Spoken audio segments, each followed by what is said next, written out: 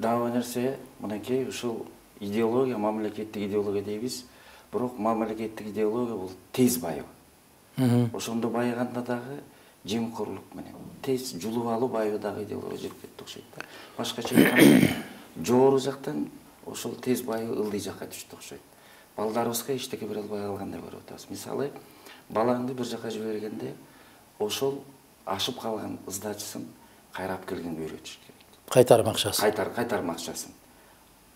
Ошондон башталат окшойт да, мындай. Ошондон башталбай эле бүгүн кайра жогору жактан тез байып.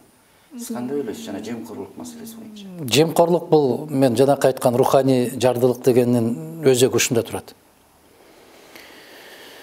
Себеби биз канчалык өзүбүздү өзүбүз бекем кармаган болсок,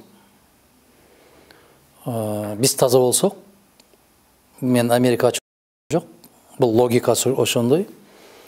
Могу жерде илинип турган Исаак Разаковдун сүрөтү илинип турат. Сөзү: сен таза бол, мен таза болом, коом таза болот дейт. Болду, жөнөкөй эле формула. Бирок бүгүнкү күндө ошондойбу? Бүгүнкү күндө сотуң тазабы? Мугалимиң тазабы? Дарыгериң тазабы? Мелисаң тазабы? Акимиң тазабы? Министриң тазабы? Бүгүнкү күндө президентиң тазабы? Ким таза, айткылачы? Мына балдардан баштоо керек деп атасыз. Балдар булар коомдун күзгүсү. Коом кандай? Үйдө канчалык тарбия берби?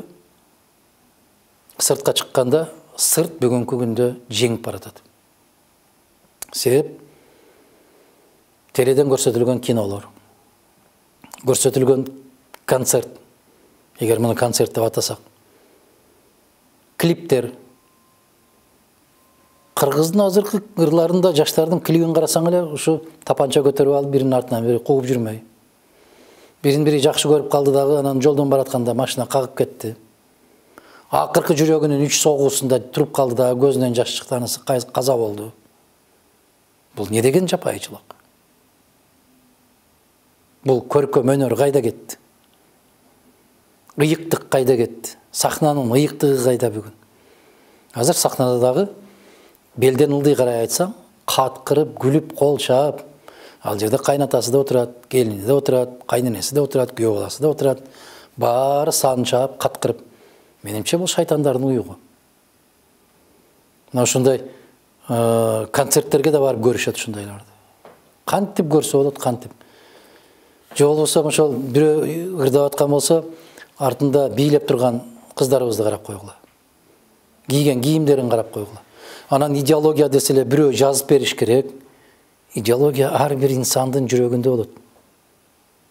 Мен кыргыз болуп жаралдым. Мен мусулман болуп жаралдым. Мен ата-энемдин баласымын. Мен өз элимдин, журтумдун кызымын деген түшүнүктү бирөө келип жазып чөнтөгүнө салып береби? Ал ар бир инсандын өзүндө болот. Ар бир баланы тарбиялап атканда атасы менен энесинин колунда болот бул нерсе. Атасы менен энеси деген болсоң, бүгүн атасын уккан эне жок да. Кыздан 40 үйдөн тыйбы дейт. Азыр жигиттерди тыйып коет да кыздар. Керек болсо жигиттер көчөгө чыккандан коркот да. Азыр кыздар коркпойт, жигиттер коркот. Кандай дейсиңер? Баягы Калыгул Олуянын айткан күндөрү келди да. Кыргый ташка уялар, такыясын колго алып, кыз жигитти кубалар деп. Келдиби ошол заман? Келди да. Анан жөндөн жөн эле биз издей беребизби? Идеологиябыз кайда? Идеологиябыз биздин ата-бабаларыбыздын калтырып кеткен акыл насааттарында, макал лакаптарында, ошолордун ырларында. Кайсы жерден баштап сугарыш керек? Бөбөктөрдү биринчи эненин сүтү менен берилиш керек. Бирок ошого татыктуу эне барбы? Эненин сүтүнөн кийин бала бакчада, бала бакчалардын кебетесин билебиз. Анан мектептерде, мектептин абалында билебиз. Мына көптөгөн өнүккөн мамлекеттерден сурашат да, кантип кыска мезгилде ушундай көтөрүлүп кеттиңер деп. Алар айтат: биз ач калдык, Биз жалаңач калдык. Бирок билим берүүгө сарптадык. Бүт каражатыбызды билим берүүгө сарптадык деп. А бизде Кыргызстанда билим берүү деген эң акыркы кезекте да. Кандай дейсиз? Билим берүү жок десе да. Эптеп эле ушул класстан класска көчүп келип туруп колуна кагаз карматып коюп атат да. А сурап келсең эч нерсе жок да. Бул коом эгерде келечекти көрө албаган коом болсо, анда биздин келечегибиз жок. Ошондуктан мен айтам, биздин байлыгыбыз комтөрдүн алтын эмес. Биздин байлыгыбыз жердин астындагы темир же көмүр эмес. Биздин байлыгыбыз жердин үстүндөгү жүргөн эл. Биздин балдар, биздин неберелер. Алар кандай болот? Алар кандай адам болот? Кандай мамлекетте жашайт? Тилекке каршы бүгүн байлык десе эле алтын, анан мунай, көмүр, темир, бале, баттер бүт бар ошол.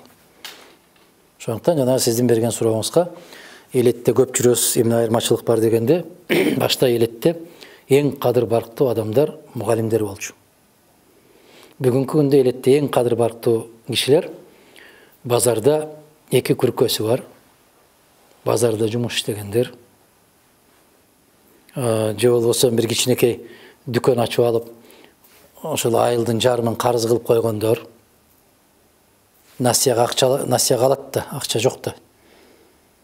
Тамак аш конок келип калса, кыргыз соңку шымын чечип болсо дагы коногуна бир кесе чай берет да. Мына эми салыштыргыла. Мугалим, дарыгер, окуган интеллигенттер кайсы деңгээлде калды? Түшүп кетти. Акчалуулар кайсы деңгээлге чыгып кетти? Мына сизге бүгүнкү коомдун күзгүсү ушул.